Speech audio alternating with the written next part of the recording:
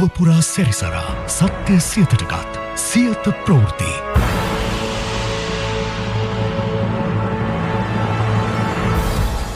සියත ප්‍රවෘත්ති සිරස්තල.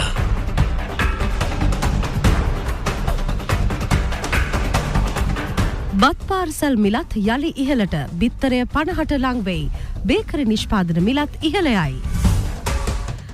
ඉදිරි සති තුන දුෂ්කර බවට අගමැතිගෙන් ප්‍රකාශයක්. ෆොන්සේකා රහසක් හෙළි කරයි. එරෝෆ්ලොට් සිද්ධියේ පිස්කල්ගේ වැඩ තහනම්. මෛත්‍රීට නොතීසේ.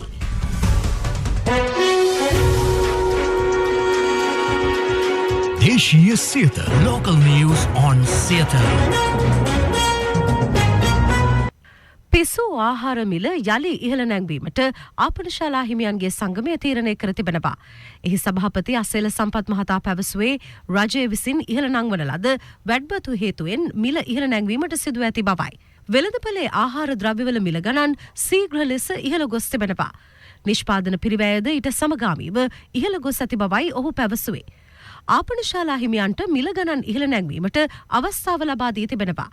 මේ වන විට සිය කර්මාන්තය පවත්වාගෙන යාමට නොහැකිවීම හේතුවෙන් සමස්ත ආපනශාලා ප්‍රමාණයෙන් හරි අඩකට වැඩි ප්‍රමාණයක් වසා දමා ඇති බවයි අසේල සම්පත් මහතා පැවසුවේ. ගුණාත්මක භාවයෙන් තොර ආහාර පාරිභෝගිකයන්ට ලබා දීමට සිදු ඇති බවයි ආපනශාලා හිමියන්ගේ සංගමේ සභාපති අසේල සම්පත් මහතා සඳහන් කළේ. පාරිභෝගිකයන්ට ගුණාත්මක ආහාරයක් ලැබෙන්නේ නැහැ. ආහාර දෙන විදියක් නැහැ. මාළු කිලෝක රුපියල් 2500 3000 පැල්ලා. එතකොට කොහොමද වෙන්නේ? බිත්තරයක් රුපියල් 50 ආසන්නට ගිහිල්ලා. කැලරිස් කිලෝක රුපියල් 2500 ආසන්නට ගිහිල්ලා. පරිප්පු කිලෝක රුපියල් 650 ආසන්නට ගිහිල්ලා. හාල් කිලෝක රුපියල් 250 පැනලා. කොහොමද කෑම එකක් දෙන්නේ මිනිස්සුන්ට? එතකොට මේ අනුව මේ වැට් එකත් එක්ක දිස්ත්‍රික් මට්ටමේ මිල ගණන් වෙනස් වෙනවා. හැම එකම පෙරෝල් ටිකේ ඉඳලා ගෙනියන ප්‍රවාහණය ඉඳලා හැම එකම මිල ගණන්. මොකද වැට් එක අය කරන ආපනශාලා තියෙනවා. කොටසා බේකරි තියෙන වැට් එක අය කරන ඒවා. ප්‍රශ්නේ නිසා ආහාර වල මිල ගණන් දිනපතා වැඩි වීම ලක් වෙනවා. ඒක කරන්න දෙයක් නැහැ. වෙනදා අපි මිල ගණන් වැඩි කරන එක ප්‍රකාශයපත් කළා. දැන් අපිට එහෙම කියන්නත් බෑ. මොකද අපි උන්ටම තීරණය කරන්න දෙන ආපනශාලා හිමියන්. බේකරි නිෂ්පාදනවල මිල යළි ඉහළ දැමීමට සිදුවන බව සමස්ත ලංකා බේකරි නිෂ්පාදකයන්ගේ සංගමය පවසනවා. එහි සභාපති එන්.කේ. ජයවර්ධන මහතා පැවසුවේ වැඩබදු ඉහළ නැංවීම හේතුවෙන් ඉදිරියේදී බේකරි නිෂ්පාදනවල මිල තවදුරටත් ඉහළ යා හැකි බවයි. ඉතින් මේක ඉතාමත්ම අසාධාරණයි. මේ සාමාන්‍යයෙන් මාළු පායකට රෝල් එකක් කට්ලට් පැටිස් එකක් කන මිනිහටත් මේ වැඩබදු කියන්න සිද්ධ වුණොත් ඒක ඉතාමත්ම අසාධාරණයි. වැරදිලා හෝ එහෙ නැතුවොත් අනිවාර්යයෙන්ම දැන් අද වෙනකොට බණින් කිවි එක අවම මිල රුපියල් 50 පැනලා තියෙනවා. රුපියල් 60ක් 70ක් වගේ සාමාන්‍යයෙන් නෝමල් බණින් කිවියක්. ඉතින් රුපියල් 200 විතරකම් බණිස්සාරක තියෙන මේ සියලුම දේවල් රුපියල් 10 ඉඳලා 25 වෙනකම් වැඩි වෙන මේ විදිහට ගියොත් අපි ඉතින් බලාපොරොත්තු වෙන යම් සහනයක් අපිට ලැබෙයි කියලා. බිත්තරයක මිල රුපියල් 50 සීමාවට ආසන්න වී තිබෙනවා. සමස්ත ලංකා බිත්තර නිෂ්පාදකයන්ගේ සංගමේ සභාපති ආර්.එම්. සරත් රත්නායක මහතා පැවසුවේ වැඩබදු ඉහළ නැංවීම හේතුවෙන් මෙම පියවර ගැනීමට සිදුව ඇති බවයි.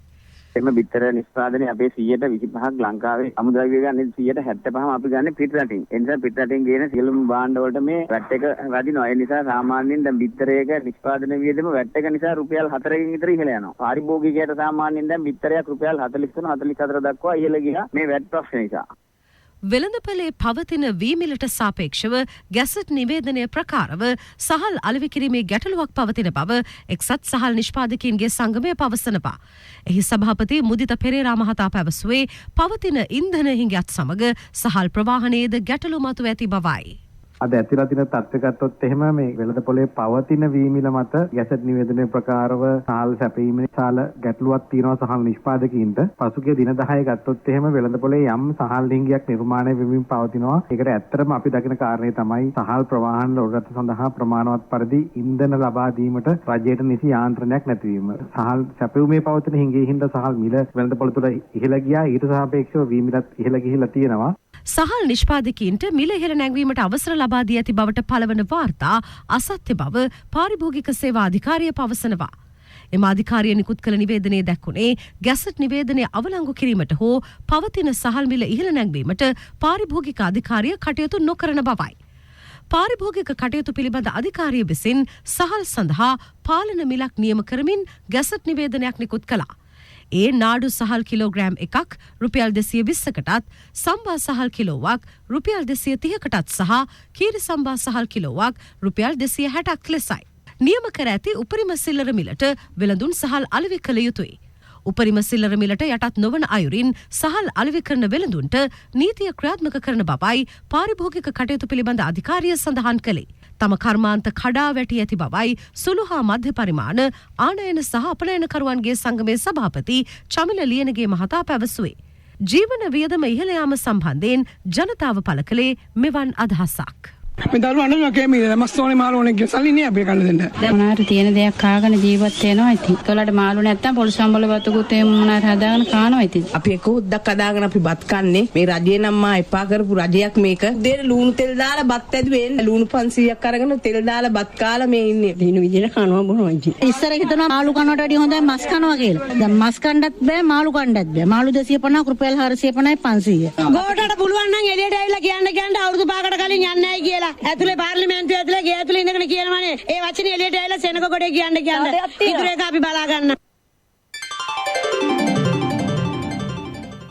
හෙට සිට සාමාන්‍ය පරිදි ඉන්ධන බෙදා හරින බව විදුලි බල හා බලශක්ති අමාත්‍ය කංචන විජේසේකර මහතා පවසනවා. ඔහු මේ බව සඳහන් කළේ අද පාර්ලිමේන්තුවේදී. දෛනිකව සාමාන්‍යයෙන් සල් මෙට්‍රික් ටන් 5400ක පමණ ප්‍රමාණයක් තමයි වෙළඳ පොළට නිකුත් කරන්නේ. පෙට්‍රල් 3400ක පමණ ප්‍රමාණයක්. නමුත් මේ වන විට අපේ රටේ පවතින සංචිත සහ ඉදිරියේදී අපිට ලැබෙන්න නියමිත තිබෙන සංචිතත් එක්ක අපි කළමනාකරණයක් කළ යුතු නිසා 5400 කියන ප්‍රමාණය මේ වන විට අපි නිකුත් කරන්නේ දෛනිකව සාමාන්‍යයෙන් 3200ක පමණ ප්‍රමාණයක් තමයි ඩීසල් වශයෙන් අපේ වෙළඳ පොළට නිකුත් කරන්නේ. පෙට්‍රල් වශයෙන් අපි 3400ක් සාමාන්‍යයෙන් නිකුත් කළ යුතු තිබුණත් අපි මේ වන විට 2800ක පමණ ප්‍රමාණයක් තමයි අපි වෙළඳ පොළට නිකුත් කරන්නේ. නමුත් අපි බලාපොරොත්තු වෙනවා හෙට දවසේ ඉඳලා නැවත වතාවක් සාමාන්‍ය පරිදි මෙට්‍රික් ටන් 5000ක ප්‍රමාණයකුත් ඒ වගේම මෙට්‍රික් ටන් 3500ක් වශයෙන් පෙට්‍රල් ඩීසල් කියන දෙකම හෙට ඉඳලා නැවත වතාවක් අපි වෙළඳ පොළට නිකුත් කරන්න බලාපොරොත්තු වෙනවා. 9 වෙනිදාත් සහ 10 වෙනිදා තව ඉන්ධන නෞකා දෙකක් අපි ලබා ගැනීමට බලාපොරොත්තු වෙනවා. ඉන්ධන බෙදා හැරීමේදී ප්‍රමුඛතා ක්‍රමවේදයක් සකස් කරමින් සිටින බවයි අමාත්‍යවරයා සඳහන් කළේ. ඉන්ධන බෙදා හැරීමේදී ප්‍රමුඛතාගත ක්‍රමයක් යටතේ මේ කටයුත්ත කළ යුතුයි කියලා අපි යෝජනා කරනවා. ඒ වෙනුවෙන් මේ වන විටත් අපි වැඩපිළිවෙලක් සකස් කරමින් සිටිනවා. පෞද්ගලික අංශයේ බස් රථ සහ පාසල් ළමුන් ප්‍රවාහනය කරන බස් රථත්, ඒ වගේම සංචාරක ක්ෂේත්‍රයේ තියෙන ඩීසල් පාවිච්චි කරන බස් රථ සහ වෑන් රථ කියන ඒවා අපි ඩිපෝ හරහා ඉන්ධන ලබා දීමේ කටයුත්ත හෙට දවසේ ඉඳලා අපි ක්‍රියාත්මක කරන්න බලාපොරොත්තු වෙනවා. දීවර වරායකටම අඩුම තරමේ ලෝඩ් දෙකක ප්‍රමාණයක් ලබා දීම සඳහා ලෝඩ් 45ක් අපි දෛනිකව අද ඉඳලා හැම දීවර වරායක් වෙනුවෙන්ම නිකුත් කිරීමේ කටයුතුත් අද ඉඳලා අපි ආරම්භ කරනවා ගරු කතානායකතුමනි. ඒ වගේම කෘෂිකාර්ය ඇමතුමා දිගින් දිගටම ඉල්ලීම් කරා ඒ සඳහා වැඩපිළිවෙලක් එතුමා සකස් කරලා අපිට ලබා දීලා තිබෙනවා. ඒ අනුව අපි අඳුනාගත්ත ඉන්ධන පිරවුම්මල් 160ක් තියෙනවා දිවයින පුරා. ඒ ඉන්ධන පිරවුම් 160ට දෛනිකව අපි ඒ අවශ්‍ය ඩීසල් සහ භූමි තෙල් නිකුත් කිරීමේ කටයුතුත් අපි හෙට ඉඳලා ඒක අඛණ්ඩව ක්‍රියාත්මක කිරීමට බලාපොරොත්තු වෙනවා. ඉදිරි වසර සඳහා ඉන්ධන සැපයුම්කරුවෙකු හෙට තෝරා ගන්නා බවද අමාත්‍යවරයා ප්‍රකාශ කළා. පසුගිය සිකුරාදා වෙනකොට ලැබිලා තිබුණා අපේ ಖನಿಜ තෙල් සංස්ථාවට සහ අමාත්‍යාංශයට විවිධ සැපයුම්කරුවන්ගෙන් ලැබුණු යෝජනා 90ක් ලැබිලා තියෙනවා. හෙට දවසේ තමයි අපි අවසාන දිනේ දීලා තියෙන්නේ 8 වෙනිදා. හෙට දවස වෙන විට අපි තෝරා ගන්න බලාපොරොත්තු වෙනවා. ඊළඟ අවුරුද්ද සඳහා අපිට ඉන්ධන සැපිය හැකි. අපිට ගෙවීමට හැකි වෙන ආකාරයට. අපිට කිසිසේත් ගෙවීමට ලක් කරන්න බෑ. එන නැවකට ඒ මුළු මුදල ගෙවීමට ලක් කරන්න බෑ. ඒ නිසා යම් කිසි අපිට ණය ගෙවීම සඳහා ආපසු කාලයක් ලැබිය යුතුයි. ඒ අනුව අපි ඔවුන්ට ගෙවීමට හැකිය කාර්ය අපි ඔවුන්ට දන්වලා තියෙනවා. ඒ අනුව හෙට දවසේ බලාපොරොත්තු වෙනවා. ඔවුන් සමග ගිවිසුම් ගත වෙන්න. යෝජනා 7ක් ඉදිරිපත් වෙලා තිබුණා ගුවන් යානා ඉන්ධන මේ රටට ගෙන්වන්න. මේ සතිය ඇතුළත ගිවිසුම් ගත වෙන්න බලාපොරොත්තු වෙනවා. ඉදිරි වර්ෂය සඳහා අපි දැක්කා මාධ්‍යෙන් වාර්තා කළ තිබුණා රුසියාවෙන් අඩු මුදලට බොරතෙල් ලබා ගැනීමට හැකියාව තිබියදී අපිත් වෙනත් පාර්ශ්වයෙන් ලබාගෙන කටයුතු කළා තියෙනවා කියලා. එහෙම කිසිම අවස්ථාවක නෞකාවක් මේ රටට ඇවිල්ලා බොරතෙල් ලබා දීමේ බලාපොරොත්තුවෙන් කවදාකවත් ඉඳලා තිබුණේ නැහැ. Order please කිරියල් මන්ත්‍රී. ඔබතුමා කැප වෙලාව දෙනවද අපිට? කැප වෙලාව මිල සූත්‍රයට අනුව ඉන්ධන මිල සංශෝධනය විය හැකි බව විදුලි බල හා බලශක්ති අමාත්‍යාංශය පවසනවා. මිල පිළිබඳ ගණනය කිරීමකින් අනතුරුව ඒ පිළිබඳ තීරණය කරන බවයි අමාත්‍යාංශ ලේකම් මාපා පතිරණ මහතා සඳහන් කළේ. ඉන්ධන ආනයනය සඳහා පමණක් මාසිකව වැය වන මුදල ඇමරිකානු ඩොලර් මිලියන 530ක්. ඩීසල් හා පෙට්‍රල් ලබා ගැනීම සඳහා දිවයින පුරා ඉන්ධන පිරවුම්හල් අසල දිගු පෝලිම් පවතින බවයි සියත ප්‍රාදේශීය වාර්තාකරුවන් සඳහන් කළේ. ණය සීමාව රුපියල් ට්‍රිලියනයක් දක්වා වැඩි කිරීමේ යෝජනාව අද විවාදයකින් තොරව පාර්ලිමේන්තුවේදී සම්මත වුණා. රුපියල් බිලියන 695ක පරිපූරක ඇස්තමේන්තුවක් අග්‍රාමාත්‍යවරයා අද පාර්ලිමේන්තුවට ඉදිරිපත් කළා. ඉදිරි සති 3ක කාලය දුෂ්කර වනු ඇති බව අග්‍රාමාත්‍ය රනිල් වික්‍රමසිංහ මහතා පවසනවා. ඔහු මේ බව සඳහන් කළේ පාර්ලිමේන්තුවේදී විශේෂ ප්‍රකාශයක් සිදු කරමින්. ඉන්ධන සඳහා අපට මාසයකට වැය වෙන මුදල් ඩොලර් මිලියන 550ක් පමණ වෙනවා. වර්තමාන ලෝක අර්බුදකාරී තත්ත්වය නිසා තෙල් මිල ඉහළ යාමේ අවදානමක් ඇති බව අප සිහි තබා ගත යුතුයි. මේ වසර අවසානයේ වෙද්දී 40%කින් පමණ ලෝක තෙල් මිල ඉහළ නැංවෙන බවට සමහරු අනුමාන කරනවා. මේ පසුබිම යටතේ ඉන්ධන සඳහා සලාක ක්‍රමයක් හඳුන්වා දීමේ අදහස අපට මුළුමනින්ම බැහැර කරන්නට බැහැ. කෙසේ හෝ ඉදිරි මාස 6 සඳහා ඩොලර් මිලියන 3300ක් අප ඉන්ධන වෙනුවෙන් සොයාගත යුතුයි. ගෑස් ගෙන්වා ගැනීමට මාසයකට ඩොලර් මිලියන 40කට අධික ප්‍රමාණයක් අවශ්‍ය වෙනවා. දැනට අපි ගෑස් ගෙන්වා ගැනීම සඳහා බහුපාර්ශ්වික ආධාර දේශීය මුදල් සහ ඉන්දියන් ණය යොදා ගන්නවා. ඉදිරි මාස 6 ගෑස් සඳහා අපට ඩොලර් මිලියන 250ක මුදලක් අවශ්‍යයි. ඒ වගේම ඉන්ධන හා ගෑස් සම්බන්ධයෙන් ඉතිරි සති 3ට අපට ඉතාමත් දුෂ්කර කාල සීමාවක් වෙනවා. අප සියලු දෙනාම හැකිතාක් පරිස්සමින් ඉන්ධන සහ ගෑස් පරිභෝජනය කළ යුතු කාලයක්. ගමන් බිමන් හැකිතරම් සීමා කරගත යුතු කාලයක්. 2048 වසර වන විට ශ්‍රී ලංකාව සංවර්ධිත රටක් බවට පත් කරන බවයි අග්‍රාමාත්‍යවරයා හිදී ප්‍රකාශ කළේ. දැන් අපේ රට හරියට ක්‍රියාවිරහිත කොම්පියුටරයක් වගේ වැඩ කරන්නේ නැහැ. ඉතින් අපි මුලින්ම කරන්න ඕනේ මොකද්ද? අපි මේ කම්පියුටරේ යලි සාදාගත යුතුයි. දැන් අපි කරන්නේ අන්නේ වැඩේ. කම්පියුටරය රීසෙට් කිරීමයි. අතුරු අය මගින් අපි කරන්නේ කම්පියුටරේ රීසෙට් කිරීමයි. ඊට පස්සේ අපිට පුළුවන් නවීන මෙහෙයුම් පද්ධතියක් දාගන්න. කිසිම වෛරසයක් ඒකට එන්න ඉඩ නැති වෛරස් ගාඩ් දාගන්න. ඒ සේරම කරන්න කම්පියුටරේ ආපහු පැන ගැන්විය යුතුයි. රීසෙට් කළ යුතුයි. ඉදිරි කාලේ අපේ ආර්ථික සැලැස්ම සහ මාර්ග සිතියම පදනම් කරගනිමින් අතුරු අයවැයක් පාර්ලිමේන්තුවට අප ඉදිරිපත් කරන්නේ ඒ නිසයි. එක්සත් ජාතීන්ගේ සංවිධානය විසින් මෙරටට ඩොලර් මිලියන 48ක් ලබා දීමට එකඟත්වය පළ කර ඇති බව අග්‍රාමාත්‍ය රනිල් වික්‍රමසිංහ මහතා සඳහන් කළා. එක්සත් ජාතීන්ගේ සංවිධානය ලබන 9 වෙනිදා මුළු ලෝකයටම විවෘත ආයතනයක් කරන්නට කටයුතු සූදානම් කර තිබෙනවා. ශ්‍රී ලංකාව මානුෂීය ආධාර ලබා දීම සඳහා සහාය වෙන ලෙසයි ඔවුන් මේ ඉල්ලීම කරන්නේ. ඔවුන් මේ වැඩපිළිවෙල ඔස්සේ ආහාර කෘෂිකර්ම සහ සෞඛ්‍ය ක්ෂේත්‍රය වෙනුවෙන් ඩොලර් මිලියන 48ක මුදලක් මාස 4ක් කාලය තුළ ලබා දෙන්නට සැලසුම් කර තිබෙනවා. අඩු ආදායම්ලාභී පවුල්වලට නොමිලේ ආහාර ලබාදීමේ වැඩපිළිවෙලක් සැලසුම් කර ඇති බවයි අග්‍රාමාත්‍ය රනිල් වික්‍රමසිංහ මහතා පැවසුවේ. 3 වේලක් කන්ට පුළුවන් තත්වයක් රටේ නිර්මාණය කරනවා. ඊයේ කැබිනට් මණ්ඩලය රැස්ු නැද්දි අපි තීරණය කරා වොමනා නම් නොමිලේ ආහාර දෙන්න ඒ ආහාර වලට මුදල් නැති අයට. ඒ සඳහා තමයි විශාල සංවිධානයක් ගන්නේ. හෙක්ටයාර් 2කට අඩු ඉඩම් ප්‍රමාණයක් ඇති වී ගොවීන් ලබාගෙන ඇති ගොවි ණය වහාම ක්‍රියාත්මක වෙන පරිදි කපා දානවා. මේ අයට ණය ගෙවන්නයි, ගොවි තැන් කරන්නයි, ආහාර ලබා දෙන්න ඔක්කොම කරන්න බැරි වෙන නිසා අපි මේ සහනය ලබා දෙනවා. රටේ පවතින අර්බුදයට කඩිනමින් විසඳුම් ලබා දීමට කටයුතු කළ යුතු බව විපක්ෂ නායක සජිත් ප්‍රේමදාස මහතා එහිදී සඳහන් කළා.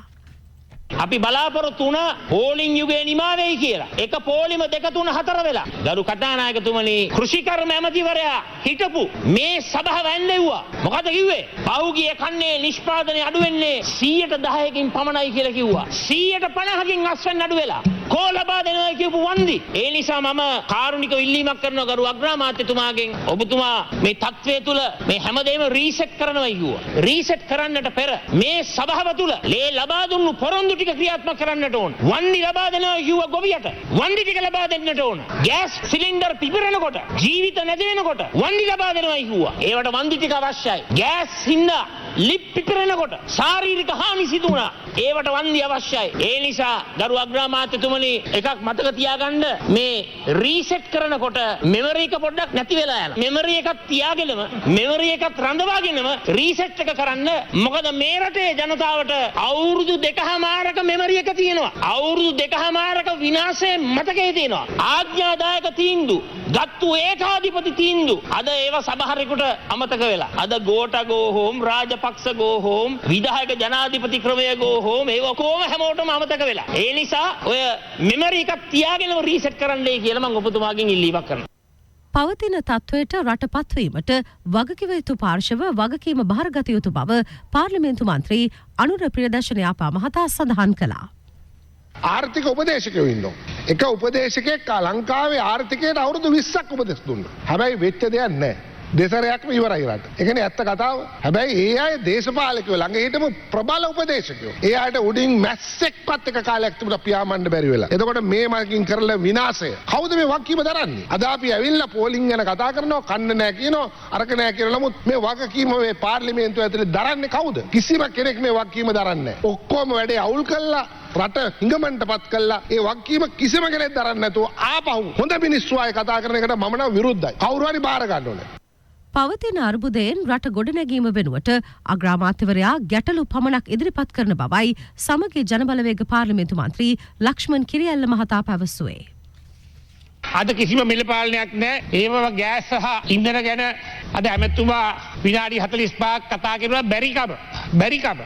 ආණ්ඩුවේ ඇමතිවරු ප්‍රශ්න කියනවා. උත්තර නැහැ. මේක අර නිවුස් කියනවා වගේ. ප්‍රශ්න කියනවා. පොහොර නැහැ, ඉන්ධන නැහැ, ගෑස් නැහැ, ඩොලර් නැහැ. ප්‍රශ්න කියනවා. උත්තර නැහැ. අගමැතිතුමනි ඔබතුමා දන්නවා. දැන් ඔබතුමාගේ කතාවේ වියදම් ලයිස්තුවක් කිව්වා.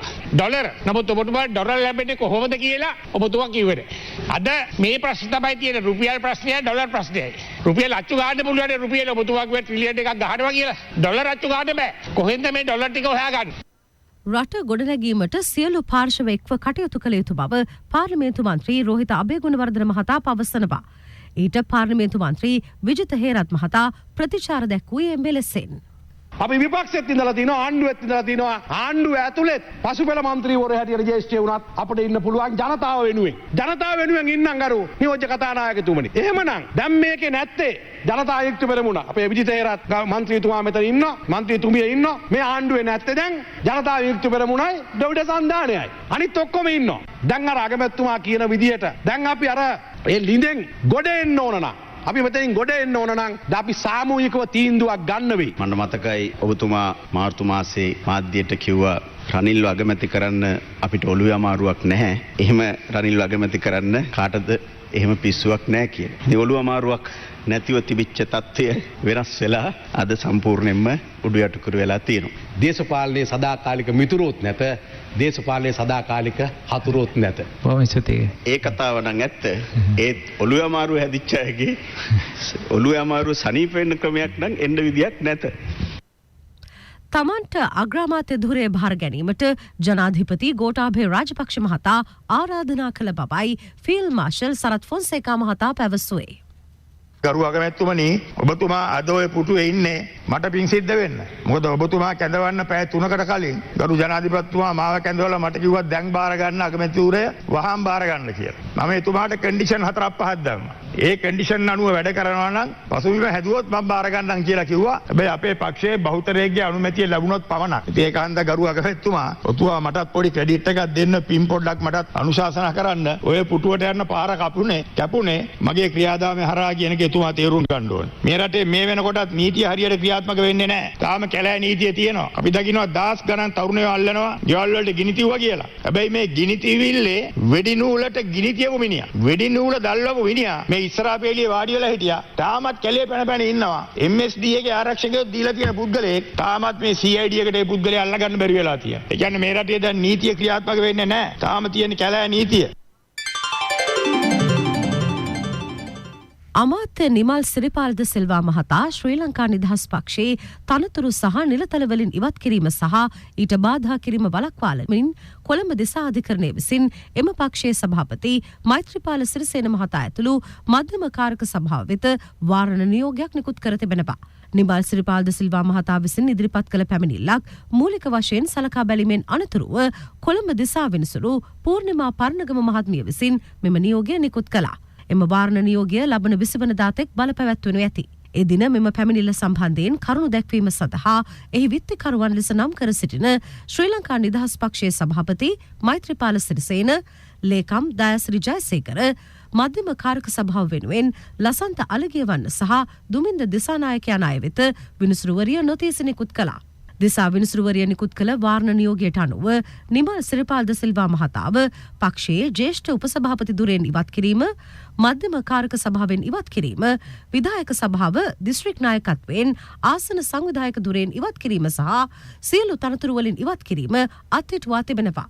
නිමල් සිරිපාද සිල්වා අමාත්‍යවරයා අධිකරණයට ඉදිරිපත් කළ පැමිණිල්ලේ සඳහන් කර ඇත්තේ රනිල් වික්‍රමසිංහ මහතා අග්‍රාමාත්‍යවරයා ලෙස පත්වීමෙන් පසුව අමාත්‍යධුර බාර ගැනීම සම්බන්ධයෙන් සාකච්ඡා කිරීම සඳහා ශ්‍රී ලංකා නිදහස් පක්ෂයේ මධ්‍යම කාරක සභා රැස්වීමක් පසුගිය මැයි මාස 13 වනදා පැවති බවයි. එම රැස්වීමේදී අමාත්‍යධුර බාර ගැනීම සම්බන්ධයෙන් අවසන් තීන්දුවක් නොගත් බවද ඔහු සඳහන් කළා. තමන්ව මධ්‍යම කාරක සභා රැස්වීම් වලට කැඳවීමක් නොකරනු බවත් අමාත්‍යවරයා සිය පැමිණිල්ලෙන් සඳහන් කළා. තමන්ව පක්ෂ නිලතලවලින් ඉවත් කිරීමට කටයුතු කිරීම හෝ බාධා කිරීම වැළැක්වීමේ වාරණ නියෝගයක් සහ ස්ථිර අතුරු තහනම් නියෝගයක් නිකුත් කරන ලෙස ඉල්ලමින් නිමල් සිරිපාද සිල්වා මහතා විසින් මෙම පැමිණිල්ල කොළඹ දිසා අධිකරණයට ඉදිරිපත් කර තිබෙනවා. එරෝෆ්ලොට් ගුවන් යානය රඳවා ගැනීමේ සිද්ධියට අදාළව චෝදනා එල්ල වී සිටින කොළඹ වාණිජ මහාධිකරණයේ පිස්කල් නිලධාරියාගේ වැඩ තහනම් කර තිබෙනවා. ඒ අධිකරණ අමාත්‍යාංශය විසින් වාණිජ මහාධිකරණය නිකුත් කළ අතුරු නියෝගය ක්‍රියාත්මක කිරීමේදී අධිකරණ ක්‍රියාවලිය අයිතු ලෙස යොදවාගෙන ඇති බවට නිලධාරියාට එරෙහිව චෝදනා එල්ල වී තිබෙනවා. සිද්ධියට අදාළව චෝදනා එල්ලවන නීතිඥවරයාට එරෙහිව පියවර ගැනීම සුදුසු බවට අගවිනිසුරුවරයා වෙත දැනුම් දෙන බවද අධිකරණ අමාත්‍යාංශය සඳහන් කළා. කොළඹ වාණිජ මහාධිකරණය විසින් වාරණ නියෝගී ඉවත් කිරීමෙන් අනතුරුව කටුනායක බණ්ඩාරනායක ගුවන්තොටුපළේ රඳවා තිබූ එරෝෆ්ලොට් ගුවන් යානය මොස්කව් බලා පිටත්ව ගියේ ඊයේ පස්වරුවේදී. ගුවන් යානය මුදා හැරීම සම්බන්ධයෙන් රුසියානු රජය ශ්‍රී ලංකාවට ස්තුතිය පළ කර තිබුණා.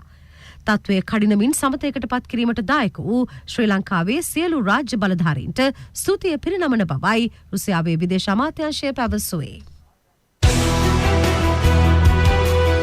විදෙස් Siyatha International news on Siyata.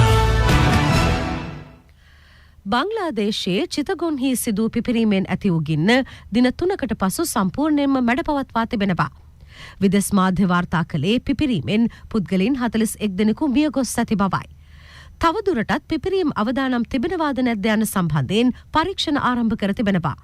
රසායනික ද්‍රව්‍ය ගබඩා කිරීම සඳහා නිසි පියවර අනුගමනය කර නොමැති බවට අනාවරණ වී ඇති බවයි එරට පොලිසිය සඳහන් කළේ. ක්‍රීඩා සියත Siyata Sports Highlights. සංචාරක ඔස්ට්‍රේලියානු කණ්ඩායම සහ ශ්‍රී ලංකා කණ්ඩායම අතර පළමු 2020 ක්‍රිකට් තරගය තව සුළු මොහොතකින් ආරම්භ වීමට නියමිතයි. කාසිය වාසී දුණු ඔස්ට්‍රේලියානු කණ්ඩායමේ නායක ආරොන් ෆින්ච් පළමුවෙන් පන්දුවට පහර දීමට ශ්‍රී ලංකා කණ්ඩායමට ආරාධනා කළා. තරගය පැවැත්වෙන්නේ කොළඹ ආර් ප්‍රේමදාස ජාත්‍යන්තර ක්‍රිකට් ක්‍රීඩාංගණයේදී. දෙරට අතර මේ වන විට පවත්වා ඇති ජාත්‍යන්තර 2020 ක්‍රිකට් තරග සංඛ්‍යාව 22ක්. ඉන් තරග 12ක් ඔස්ට්‍රේලියානු කණ්ඩායම ජයග්‍රහණය කර තිබෙනවා. ශ්‍රී ලංකාව ජයගෙන ඇත්තේ තරග 9ක් පමණයි. 2021 පන්දුවාර 2020 ලෝක කුසලානය ජයගත් ඔස්ට්‍රේලියාව අන්තර්ජාතික 2020 ශ්‍රේණිගත කිරීම්වල 5 වෙනි ස්ථානයේ රැඳී සිටිනවා. ශ්‍රී ලංකාවට හිමි වී ඇත්තේ එහි 9 වෙනි ස්ථානයයි. යලි සිරස්තල බත් පාර්සල් මිලත් යලි ඉහළට බිත්තරය 50ට ලං වෙයි. බේකරි නිෂ්පාදන මිලත් ඉහළයයි. ඉදිරි සති 3 දුෂ්කර බවට අගමැතිගෙන් ප්‍රකාශයක්. ෆොන්සේකා රහසක් හෙළි කරයි. එරෝෆ්ලොට් සිද්ධියේ පිස්කල්ගේ වැඩ තහනම්. මෛත්‍රීට නොතීසී. සියත සවස ප්‍රධාන ප්‍රවෘත්තිමින් නිමයි. මම රුවිනි හේවගේ. සියත මීළඟ ප්‍රධාන ප්‍රවෘත්ති හෙට උදෑසන 6:30ට. උණුසුම් ප්‍රවෘත්ති දැනගැනීම සඳහා අපගේ කෙටිපණිවුඩ සේවාව සක්‍රිය කිරීමට RG හිස්තනක් STVN ලෙස ටයිප් කර 77.3ට SMS කරන්න. සුබ රාත්‍රියක්.